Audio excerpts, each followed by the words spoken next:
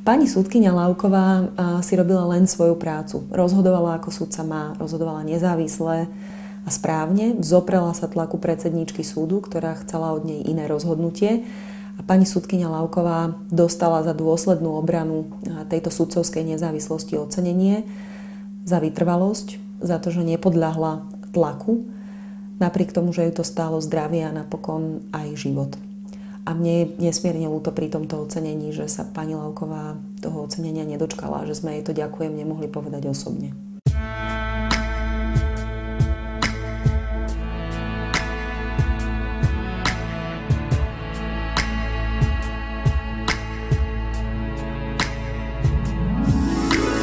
Chvíľkami to bol pocit vlastne smútku, že nemôže vlastne tú svoju bielu vranu si prevzieť moja mama vlastnými rukami. Začalo sa vlastne v skorom lete, v roku 2009, kedy vlastne mama prišla domov. Ja som si v tom čase hľadala prácu a rozpovedala mi vlastne, čo sa stalo. Ukazovala mi lístoček, povedala mi teda, že do jej kancelárie, do spoločnej kancelárie s doktorkou Mesarošovou prišla vtedajšia sekretárka a predsedníčky okresného súdu Bratislava 1, doktorky Bulubášovej. Sekretárka, ktorá jej priniesla lístok s tým, že má prepustiť určitú osobu z väzby. Vlastne mama nekonala podľa tohto lístočku, rozhodla tak, ako to cítila, rozhodla tak, ako najlepšie vedela, túto osobu neprepustila, pretože tam neboli zákonné dôvody. No a ten príbeh sa potom vlastne ďalej rozvinul. Mama mi vlastne hovorila potom, že ako náhle vlastne odišla sekretárka, s týmto kvázi neúspešným listočkom, zazvonil telefón, do ktorého jej bolo vlastne povedané predsedničkou, že vlastne prepustiť tohto človeka je kvázi dôležité, lebo je to na požiadavku ministerstva. Začali nátlaky na ňu, začalo šikanovanie. Moja mama mala veľmi, veľmi zlý zdravotný stav, mala ťažkú chorobu srdca. Začala taká malá forma šikany. Chceli vlastne nakoniec zrušili kanceláriu, ktorú mala dole, ponúkli kanceláriu na poschodí, zrušila sa aj práca doma, často pracovala aj v domácom prostredí práve kvôli tej chorobe. Maminku vlastne v rámci toho procesu preradili z trestného úseku vlastne správa, na ktoré sa špecializovala, ktorú bavila, ktorom bola dobrá, na úsek občianskoprávny. Bez nejakého dôvodu, bez nejakej internej potreby vlastne, aby toto miesto z trestného úseku bolo, alebo tento súd sa presunutý na interný. V médiách sa objavili iné informácie,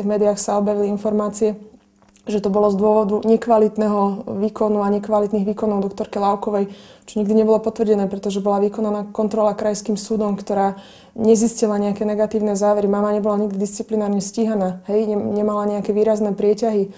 Takže von, externe boli posunuté iné informácie, iné dôvody, vnútorne boli zase informácie, že k tomu presunu došlo na základe rovnobernej vyťaženosti sudcov, čiže proste tieto veci si odporovali, ale vykonalo sa to. Mama odišla na penku, pretože ten jej zdravotný stav sa veľmi zhoršil.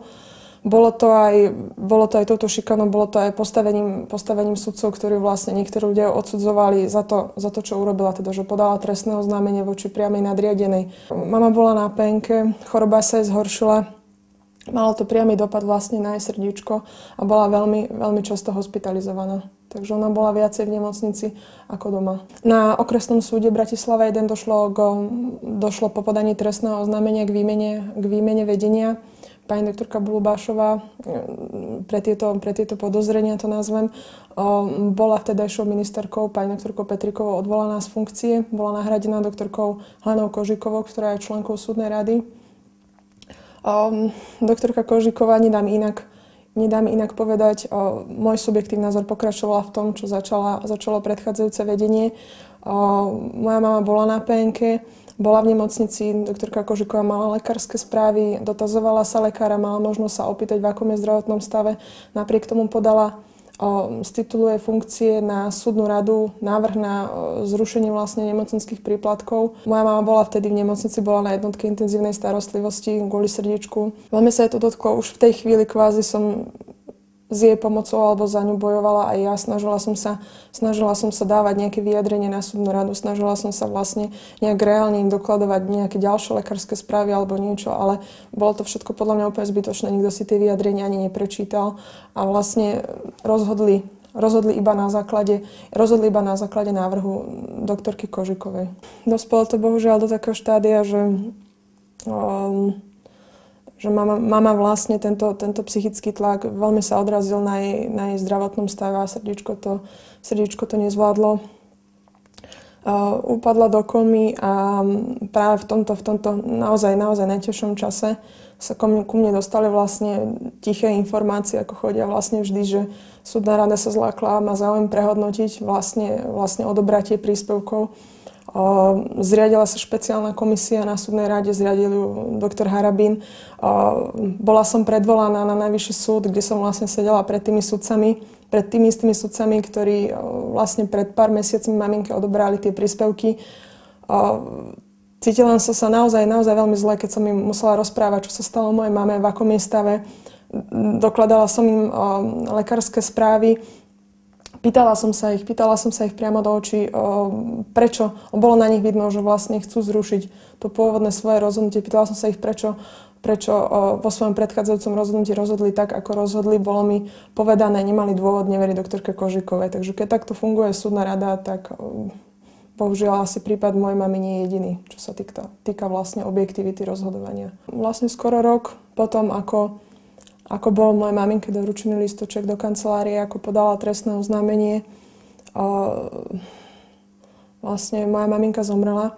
Chcem veriť a bola by som naozaj rada, nie za seba, lebo ja nie som dôležitá, za mamu, za jej kolegov, za jej sudcov, ktorí sú jej podobní a ktorí sú čestní a ktorých je ale málo, bohužiaľ, v tejto dobe, že trestné stíhanie, ktoré vlastne začala, alebo ktoré oznámila moja mama, lebo to považovala za potrebné, lebo chcela dosiahnuť spravodlivosť a vziať na zodpovednosť určité osoby, že budú konečne kompetentné orgány brať vážne. Pretože ja sa stále nemôžem zbaviť pocitu, že či už vyšetrovatelia alebo prokuratúra sú v tejto veci neobjektívni, nelogickí a jednoducho sa nezaoberajú tým vyšetrovaním tak, ako by sa mali.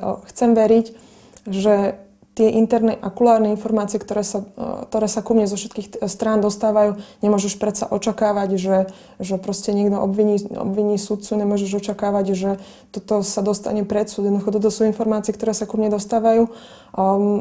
Ľudia mi hovoria, je verejný záujem, je vyšší záujem na tom, aby táto vec nebola vyšetrená. Tak ja vyzývam toho, kto má verejný záujem, vyšší záujem na tejto veci, na tejto kauze, aby nebola skončená tak, ako by podľa zákona mala. Nech mi to vysvetlí. Nech mi to vysvetlí, o čo vlastne v tejto kauze ide, pretože pokiaľ mi to niekto nevysvetlí, pokiaľ ja nepochopím, čo sa vlastne deje, ja budem bojovať jednoducho za to, aby vlastne spravodlivosť víťazila v tomto prípade. Určite slovenská justícia pochovala moju mamu a nehanbím sa to povedať, nehovorím celá justícia, ale kolegovia, ktorí sa jej postavili chrbtom, ktorí jej najskôr povedali, že jej pomôžu svedčiť, pretože boli priamymi svedkami tej situácie. A následne sa aj obrátili chrbtom. Si myslím, že určite dopomohli k tomu, že moja maminka, alebo srdiečko mojej maminky to nezvládlo.